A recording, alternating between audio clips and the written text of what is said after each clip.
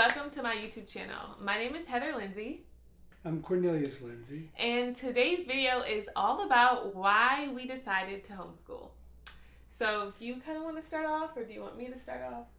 I mean, one of the big reasons why we chose to homeschool our kids is because we wanted to.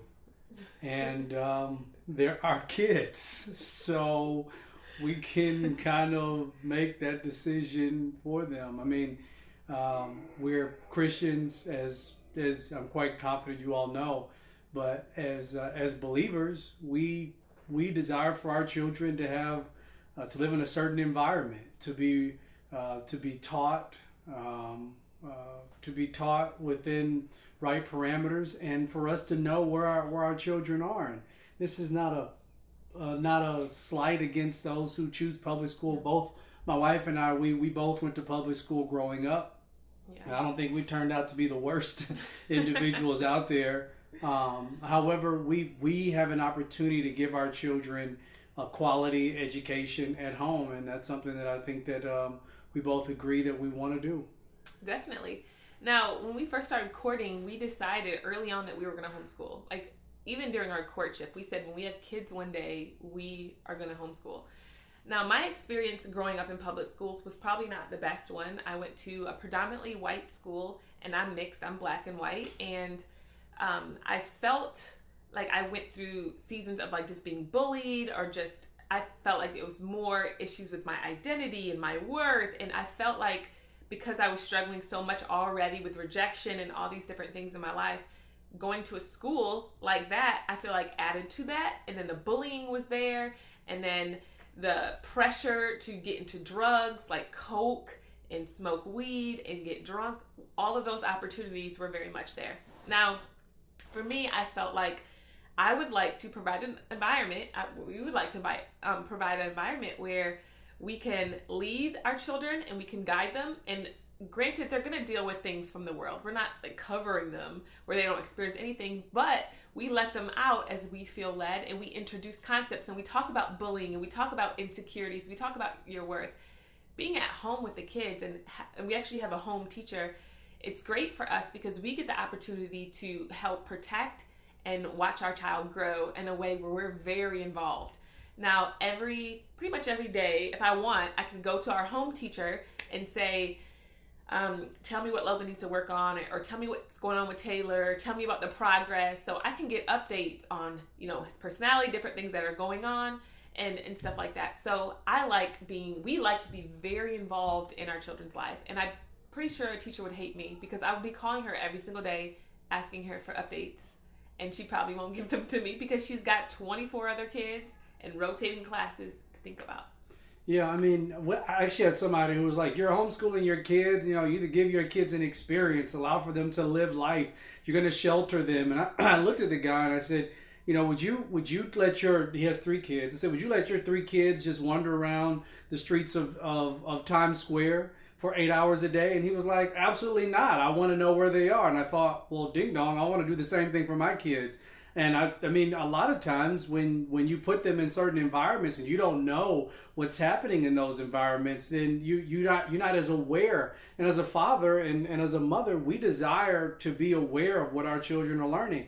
I think it's also a lot of misconceptions out there. People assume that if you're homeschooled, then you won't have you will be awkward and you won't be social. Our children are extremely social. They're not awkward at all. I mean, our kids, like any other kids, they have their own quirks. They have their own things about them, but we don't shelter them from the world, that they don't have an opportunity to see anything. But what we tend to do, and what we like to do, is we like to be able to present things to our kids when we know they're ready for it. Not when we assume that somebody else thinks they're ready for it, because we know our kids. They're our kids. And ultimately, we believe that we'll be held responsible for our children. So to allow for somebody else to make that decision of what you're going to do for your kids, it's almost crazy. So if you're watching this and you're like, I've always felt like I wanted to homeschool my kids, but I hear what everybody has to say. They said my kids are going to be awkward. Hey, I went to public school. I was awkward in school. I was bullied. I remember sitting as a ninth grader, I was sitting in the cafeteria. I was getting ready to eat. I had just bought some chocolate chip cookies, and a senior ran over and took the cookies off. Like, he stole the cookies and he just took off running. So I got up and I started running. I was a chubby kid. I was very insecure. I wore this big jacket, and I'm running around the cafeteria, and everybody's pretty much making fun of me.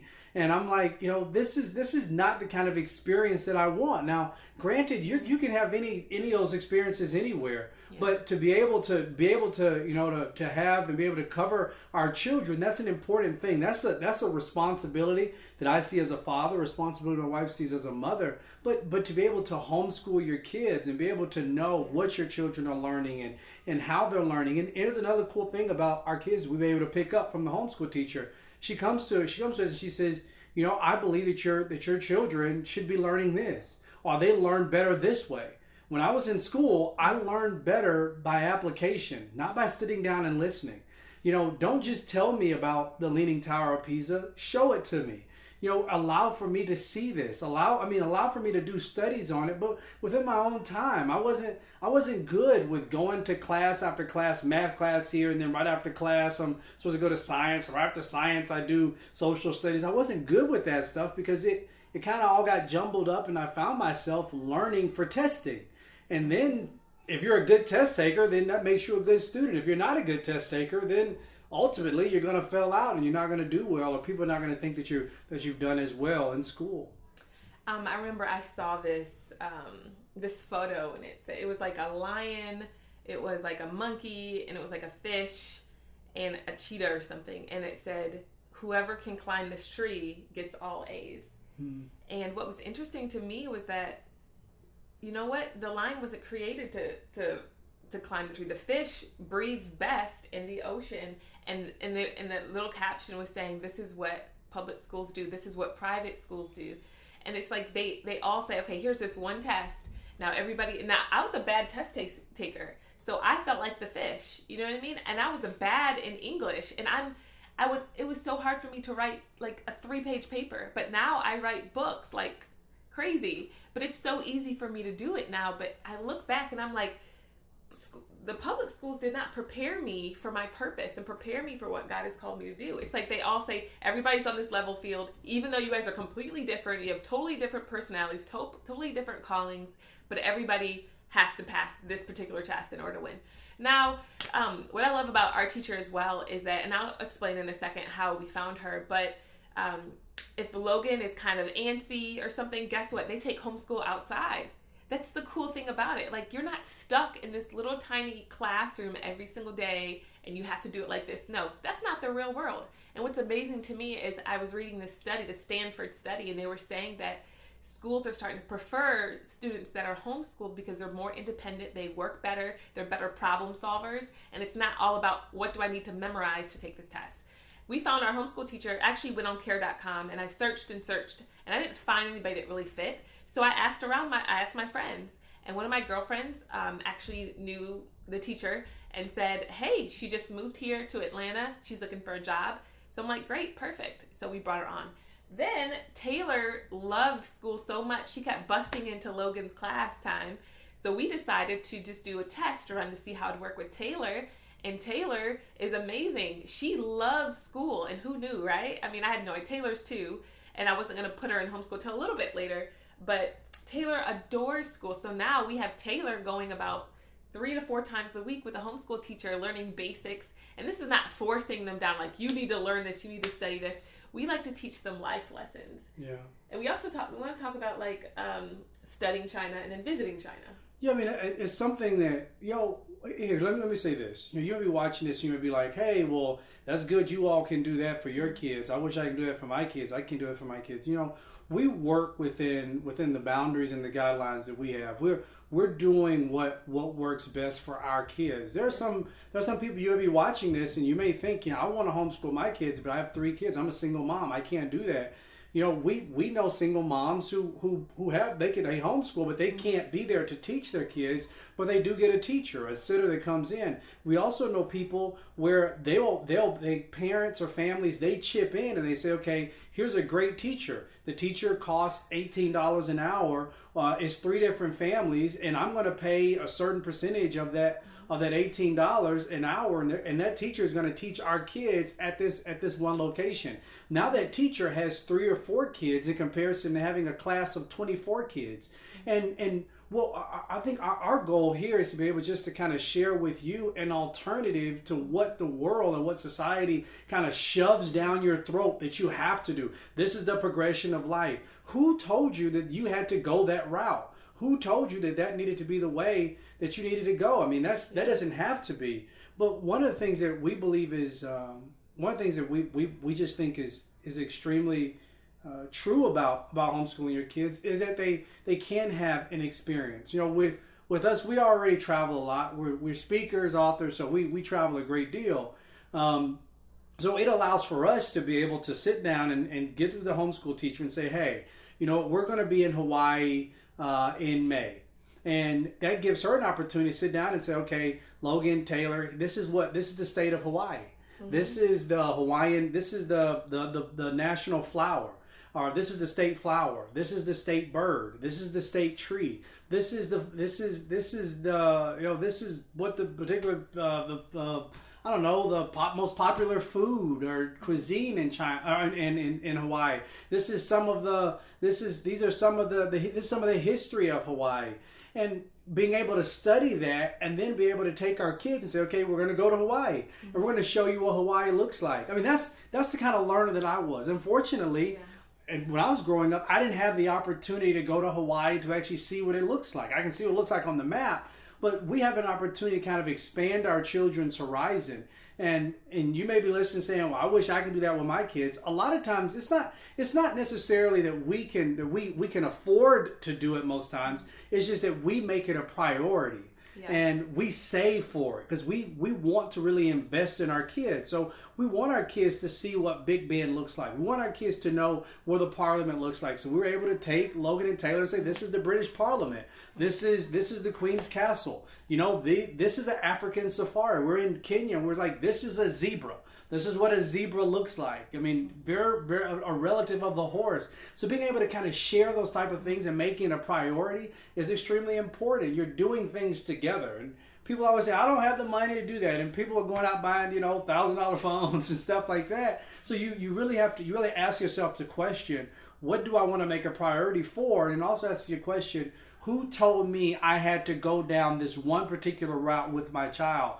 Man, it could be that your child, like I was in school, your child gets bored because maybe your child, your teacher always says, you know, your child is the quiet one, and I was always like, I was just the quiet one, and I was quiet because I was bored. I was bored out of my mind because you had those 2 or 3 kids in class who were like the class clowns, and they always had the teacher's attention. They were always getting on. She was always getting on to them, and it's just like, you know, I've already lost 30 minutes of the class because, you know, she's having to write them up to send them to the principal's office. That takes away 30 minutes of being able to actually learn and being able to be poured into. So this is kind of the mindset that we use in homeschooling our kids.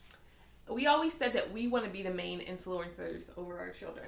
And I believe that we are.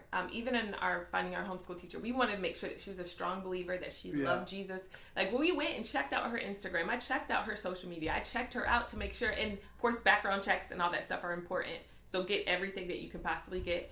And also referrals and all that good stuff. But for us, it was, I need to make sure a believer is teaching my son and my daughter, because I just read this article recently, and this isn't to place fear into anybody's heart. It's just to say interview your teachers and see what they're telling your kids. This one teacher wanted to do a reveal for a student that was a boy, but he wanted to be a girl. So he went to the bathroom as a boy and came back as a girl, and the little kids were crying and afraid in pre-K because the little girl was saying she doesn't want to be a boy. And so it's like those seeds are being planted in your children, so you want to make sure you're protecting and guarding their hearts.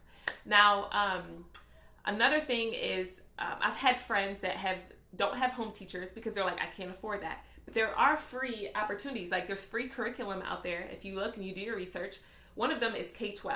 It's like a public homeschool, but literally they sit in front of a screen and they watch a teacher on there. They watch a teacher, they can raise their hand, they can ask questions, stuff like that. That's an option.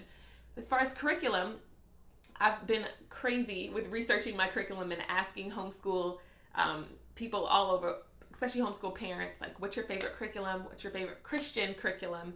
And one that I really like is Abeka. That's what we're using now. We're using Abeka and we're using Saxton Math. The cool thing, again, about homeschool is our teacher recognized that Logan was way above in math.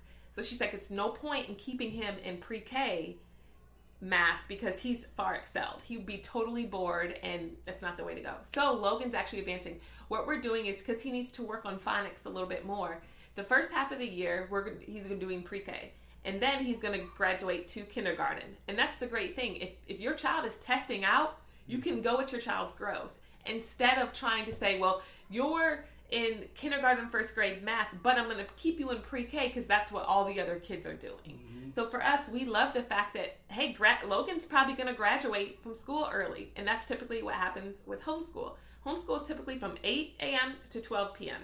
every day. None of those other classes and stuff, you don't have to take any of those with homeschool. You just want to make sure that you are current with whatever's going on in your particular state. In the state of Georgia, you have to get tested at 3rd grade, 6th grade, 9th grade, and 12th grade. But we like to do assessments and tests on a regular basis with the kids, but visual testing, like, tell me what the answer of this is. We're training Logan and Taylor not to just, study this to pass the test, but have you learned it? Do you understand it? Can you digest this? Yeah, and it's something that you should desire ultimately for your kids. It's just a very important thing. You may think, well, I don't want my kids to be socially awkward. Unfortunately, you have co-ops, and fortunately for us, as pastor of a church and as people who we're very social people, our kids are around so many kids all the time. It's just that what we do is we keep our kids within our village. And some people say, well, your kids won't get a chance to experience the outside world. When I hear people say that, I almost cringe inside, because I think, your child's mind is so fragile at such a young age. They're absorbing everything that they take in. Do you honestly want your kids to absorb the things of the world? Like, are you really confident? I mean, as adults, most adults can't even take in the amount of things that this world offers. And do you really want to put a 2, 3, 4, 5, 6, 7-year-old out in the world so that somebody else can dictate their education and what they should know about society? Absolutely not. You shouldn't want that for your kids. And as believers, we have a responsibility to be able to raise our children up in the truth and the admonition of the Lord. That should be something that is extremely important. And now through homeschool, we have a way to be able to teach true biblical history and true understanding of our Christian faith in our home. And we want our kids to know what their Christian faith is. We want them to understand what their Christian faith is. And we can be able to say, you know what, that's not something that they're going to learn.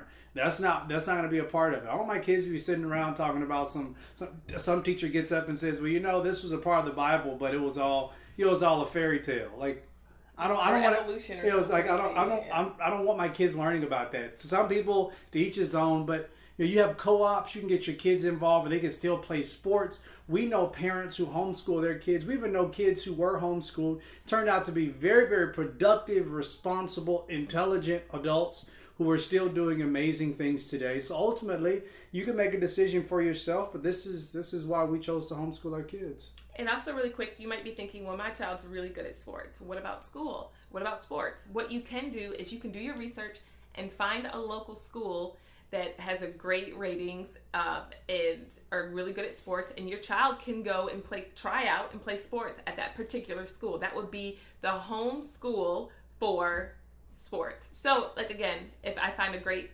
school and Logan really wants to play basketball, or he loves swimming, if he wants to get on the swim team, he can go and apply and try out. That's what happened with Tim Tebow. He plays sports for a school, but he was homeschooled. So, again, you have to be led by the Holy Spirit. Go with your conviction. If it is a desire in your heart to homeschool your child, either whether you do it or whether somebody else does, You have to figure out what works for you. And you might be asking why we aren't doing this homeschooling ourselves. We can share that story, I guess, and we can wrap it up. Do you want me to share it? I mean, pretty much our son doesn't think we have the heart for it. He said that. We asked, well, he said, this is what he said. He said, I asked him, I said, Logan, what do you think about mommy and daddy being your teacher? And he said, you guys aren't real teachers. You guys are parents. And I was like, all right, I'll take that. And he said, you don't have the heart to be a teacher. I was like, what? You coming for me as a parent? But he's right. We don't have the heart to be a teacher. We don't have the patience to be teachers. Now, when we go on long trips, like overseas, and say Logan does have to do work, we're going to be the ones that are doing the teaching. But on a regular basis, we went and we secured a home teacher. But what's key is that you do your own research and find out what your homeschool laws are. Some laws are very strict, and some don't care whatsoever. Some states don't care whatsoever. Georgia happens to be one that's very lenient. But you've got to do what works for you and your family. So thank you so much. Yes, make sure you subscribe below. Bye.